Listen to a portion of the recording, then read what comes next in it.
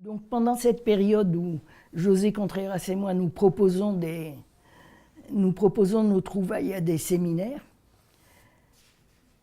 en 1986, un patron des études africanistes, Claude Tarditz, qui est aussi le président de l'école pratique des hautes études, assiste à 2 séances que je donne au laboratoire d'anthropologie sociale du Collège de France, intitulées « L'invention d'une thérapie ».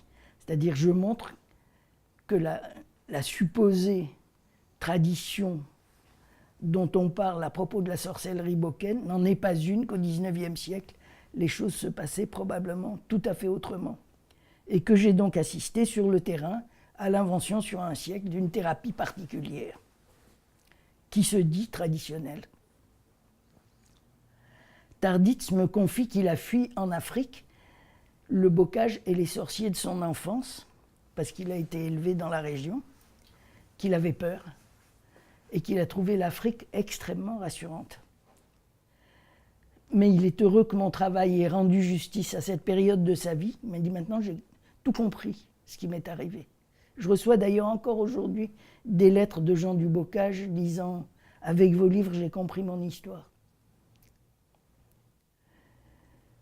Bon, il voudrait que je succède à Julian Pitt Rivers, qui, comme vous pouvez supposer, n'en est pas du tout heureux, mais qui s'en va. Et surtout, la section est vraiment honteuse d'avoir refusé, il y a très peu de temps, la candidature d'un autre franc-tireur, Michel de Certeau. Donc me voilà, directrice d'études à la 5e section des sciences religieuses, dans la chaire d'ethnologie religieuse de l'Europe, où je suis chargée d'enseigner ma propre recherche et ma méthodologie. Cette école est faite pour qu'on apprenne ces façons de faire à ces chercheurs. En 1987, je suis invitée à en parler devant le congrès du AAA, American Anthropological Association, à Chicago, et je fais une tournée dans plusieurs universités américaines où je promène ma communication que j'ai intitulée « Sortir de l'anthropologie pour en faire », qui pour moi est la formule qui définit ma relation avec la discipline. Ce texte va être publié dans Gradiva sous un nouveau titre, « Être affecté ». Il sera traduit dans plusieurs langues et deviendra une référence obligée en anthropologie. À cette date, José Contreras et moi, nous avons à peu près terminé notre élucidation du désorcellement. Les derniers articles seront bientôt publiés, mais elle ne veut pas que nous écrivions un livre. Elle a mal vécu la publication de Corps pour ce qui la concernait. Donc très longtemps après, en 2009, je lui demanderai, me voyant vieillir, je lui demanderai l'autorisation de reprendre ces textes dans Désorcelés, donc qui paraîtra en 2009 et qui sera traduit par Matthew Carey en 2015, The Anti-Witch, pour How Books et Chicago University Press. À ce moment-là, sur ces entrefaites, je suis frappé par une forme très rare de cancer qui présage des chances ultra minimes de survie et dont j'émerge à la fin de l'été 1988. Bon, depuis 1 an, je n'ai pas ouvert un livre de sciences sociales, je n'ai pas écrit une ligne. J'ai seulement beaucoup écouté la radio et beaucoup lu la presse. Je ne sais pas où j'en suis de mes relations avec l'anthropologie. Je n'ai pas dit, je ne sais pas où je suis. C'est-à-dire, je revis et c'est tout.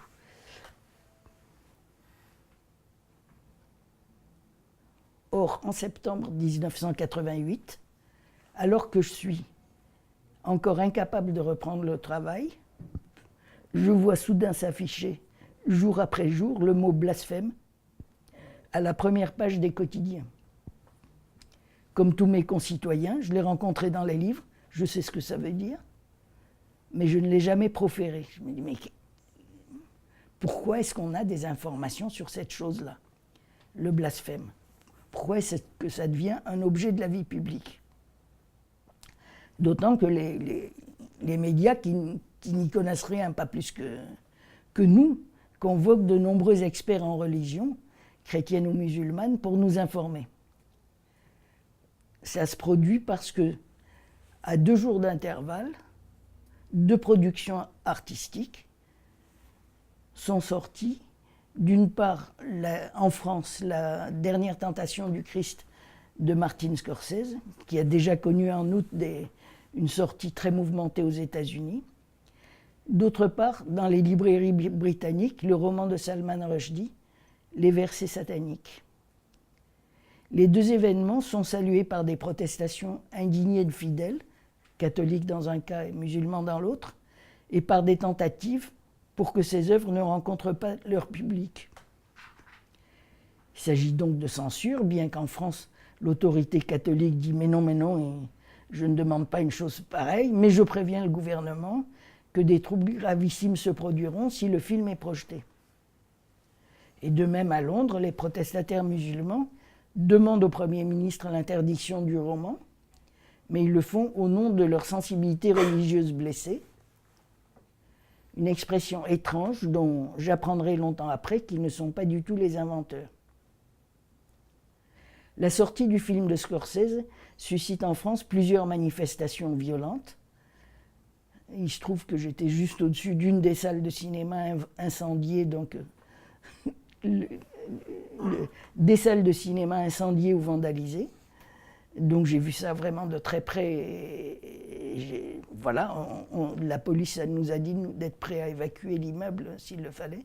Je sortais juste du cancer, j'étais encore en chimio. Des spectateurs blessés, un homme handicapé à vie. Les musulmans britanniques, eux, sont pacifiques, mais en février 1989, l'ayatollah Khomeini condamne à mort l'écrivain anglais et tous ceux qui contribueront à la diffusion de son roman. Et il envoie quelques terroristes pour exécuter la sanction. Donc entre septembre 88 et février 89, je prends acte de cette nouvelle incroyable. Dans nos paisibles démocraties pluralistes, le blasphème a désormais une actualité, une réalité et une dangerosité redoutables. Cette révolution dans notre vie publique, je devrais en prendre la mesure. Après tout, je suis titulaire d'une chaire d'ethnologie religieuse de l'Europe. Justement, ça concerne l'Europe et pas l'Afrique. Hein. Et je prépare aussitôt mon retour à l'enseignement par un séminaire qui s'intitulera « Affaires de blasphème actuelles et inactuelles ». D'ailleurs, jusqu'à ce que je prenne ma retraite, ça sera l'intitulé de mon séminaire. Ces affaires qui viennent de surgir, je veux les mettre en relation avec celles que nous connaissons déjà et qui, pour la plupart, datent d'avant les révolutions euro-américaines du XVIIIe siècle. Donc je m'entoure d'historiens, de littéraires, de linguistes, d'anthropologues, bref, de gens qui pourraient contribuer à mettre en perspective ce qui est en train de nous arriver et qui devient bientôt un trait permanent de notre paysage public. À quelques-uns, nous préparons un numéro spécial d'ethnologie française qui paraîtra en 1992, Paroles d'outrage, dans lequel j'écris un article programmatique et épistémologique. J'intitule « Rushdie et compagnie, préalable à une anthropologie du blasphème ». Et j'y pose que parler de blasphème revient à poser un jugement, à s'ériger en juge religieux d'une communication d'autrui, mais dans un espace public. Or, ce fait, une énonciation portée sur autrui, celui-ci est un blasphémateur, qui engendre des dégâts en série, je connais ça déjà par mon travail sur la sorcellerie. Donc ça, je me sens dans un terrain très familier, sauf que les accusations de blasphème ne s'inscrivent pas dans des disputes entre des personnes privées, des disputes clandestines entre des personnes privées, mais dans des polémiques publiques, des affaires, Leur champ d'expression est la presse, la radio, etc., les médias, et elles concernent, outre l'individu accusé, de gros êtres sociologiques comme des États, des institutions religieuses, le monde de l'art, etc. Pendant ces premières années, j'ouvre plusieurs chantiers pour apporter quelque chose au séminaire. Je commence par un dossier sur l'affaire Scorsese à partir de la presse américaine, qui m'apprend bientôt que tout cela dure déjà depuis plusieurs années et que des militants évangéliques ont déjà empêché très longuement et avec succès Scorsese de produire son film. L'affaire, je passe beaucoup de temps ces années-là, à Londres et dans les villes françaises à immigration musulmane, où je rencontre des protagonistes de l'affaire et je collecte des matériaux. Et enfin, je travaille sur la grande affaire de censure filmique française pour Blasphème, l'unique, la seule qu'on ait en France, celle qui a frappé le film de Jacques Rivette en 1966, La religieuse. Là-dessus, j'enquête aussi, je lis la presse, mais je vais voir un tas de gens qui ont participé à ça. L'enquête directe s'agissant de l'affaire Rushdie soulève une difficulté particulière qui tient au fait qu'il s'agit d'un conflit fortement médiatisé.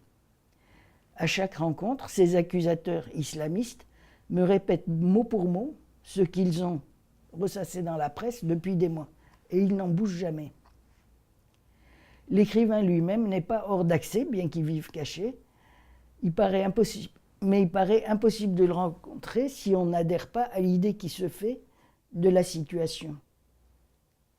Bien sûr, une censure littéraire, assortie d'une terrible condamnation à mort, j'adhère personnellement à cette partie de la définition, mais lui pense qu'elle frappe le plus grand génie littéraire des temps modernes. Et il faut pouvoir le penser pour le rencontrer. Donc je ne le rencontre pas, car je ne le pense pas. Au surplus, pendant cette première période de son affaire, les 3 premières années, disons, Rushdie change constamment d'avis sur la signification des chapitres islamiques de son roman. Et il refuse d'admettre, tout au long de ces années, que ces chapitres constituent une satire du prophète Mohammed. C'est-à-dire, s'il avait dit « j'ai voulu écrire, introduire dans un roman une satire du prophète et j'en ai le droit », position laïque affichée, ça aurait été très simple. Mais il dit « j'ai écrit le plus grand roman des temps modernes, sa complexité est telle que seuls des fins lettrés peuvent me comprendre, et tous ces analphabètes de musulmans, je n'ai rien à leur dire ». Bon, donc, je comprends que dans ces grandes affaires de blasphème, il faut avoir des entretiens, mais avec des gens un peu périphériques aux 2 centres de la polémique, et je réunis une énorme documentation de la presse internationale sur les événements au jour le jour pour construire une histoire des cas. C'est un travail analogue à celui d'un historien, mais qui montre l'intérêt de croiser des sources. Par exemple, la presse indienne en anglais rapporte un intéressant premier temps de l'affaire, dont les journaux britanniques ne parleront pas pendant très longtemps, et dont la presse française ne parlera jamais, parce qu'elle tait obstinément les conduites ou les propos non héroïques de Rushdie, ou ceux qui pourraient laisser penser qu'il est naïf ou qu'il est arrogant. Bon, ce programme de recherche dont la réalisation partait d'un si bon pas, est soudain contrecarré en 1992 par un malheur personnel. Mon fils apprend qu'il est malade du sida, il en meurt 2 heures plus tard, et je serai arrivé à ce deuil pendant plusieurs années.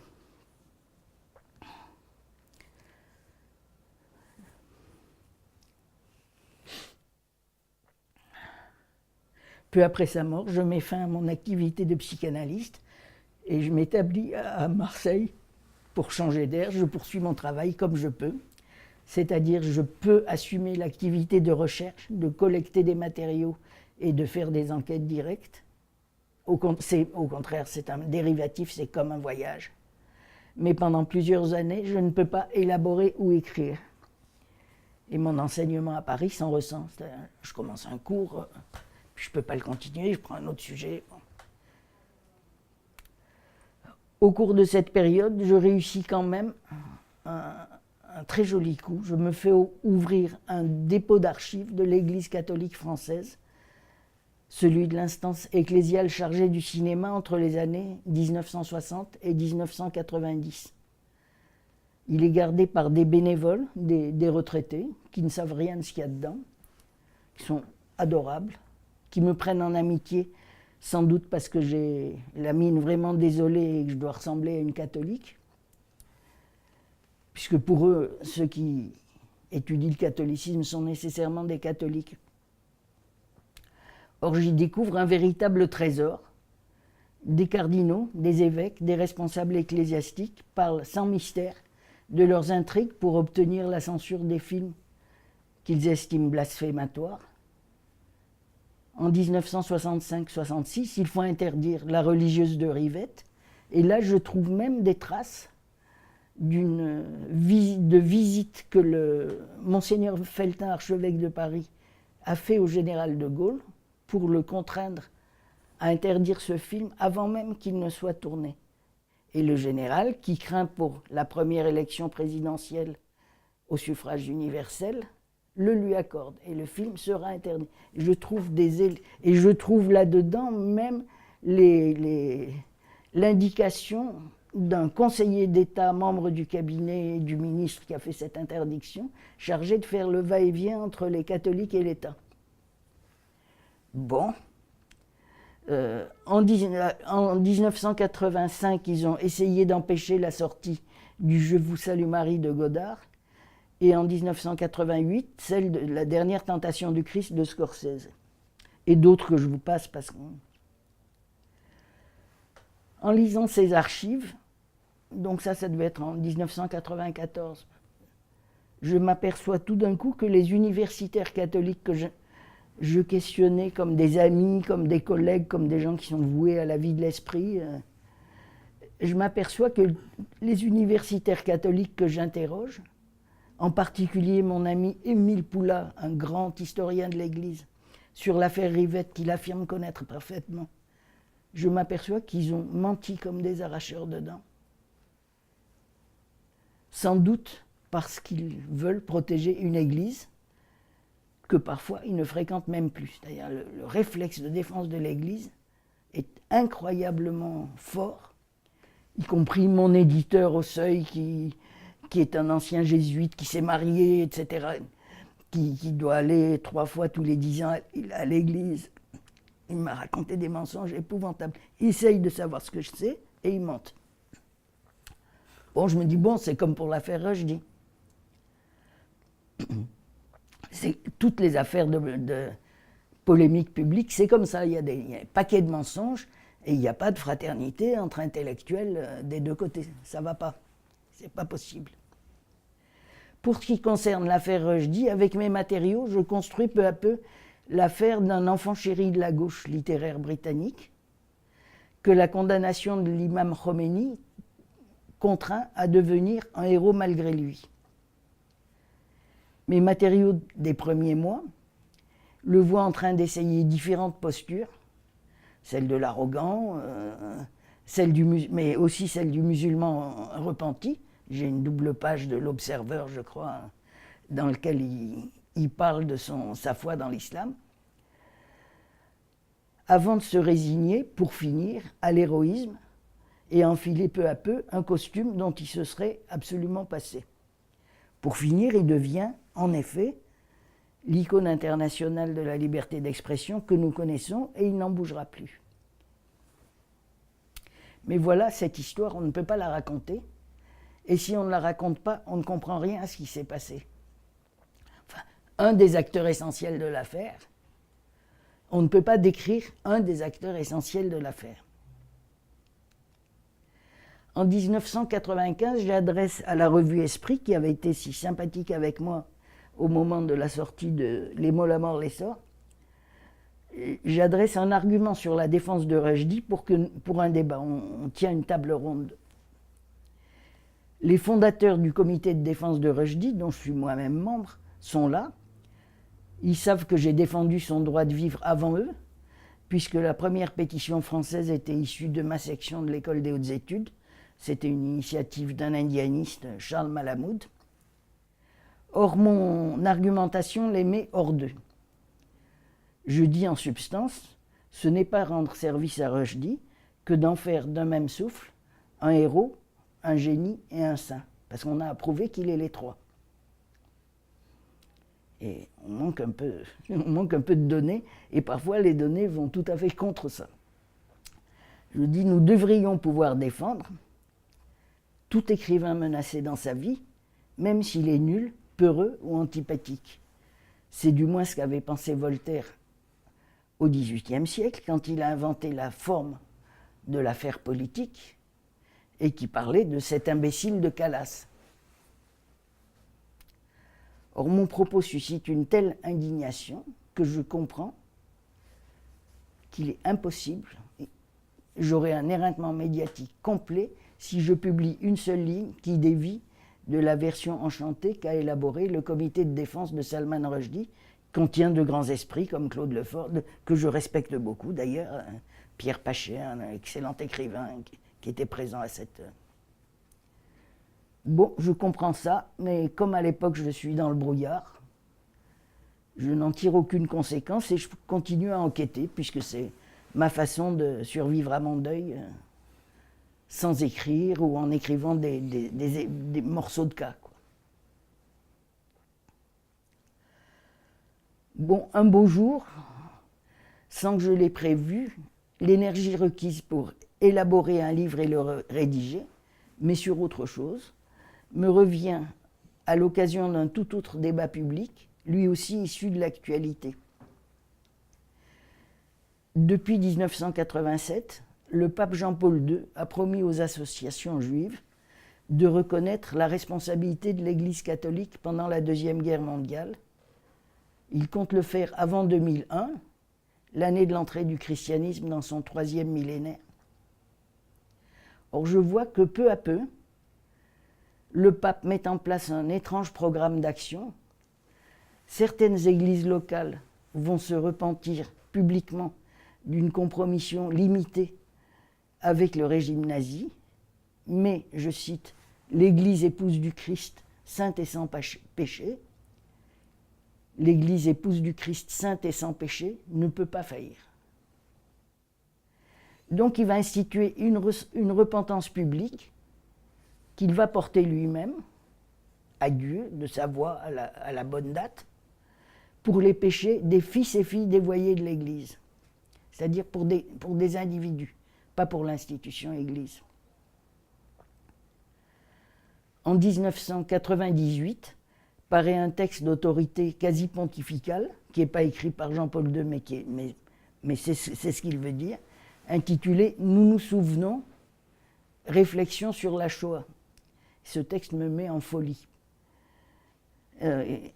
C'est-à-dire, non seulement il développe explicitement cette thèse, mais il contient une collection considérable de mensonges historiques qui me stupéfie. Je me dis, mais on ne peut pas laisser passer ça, même si c'est un texte que personne ne connaît. Jusqu'ici, je m'étais dit que les affaires des chrétiens avec les juifs, ça les regarde. Comme juif, je n'ai rien à en faire. Et puis tout d'un coup, je me suis dit, s'il n'y a pas un juif qui se lève, ça ne sera jamais dit.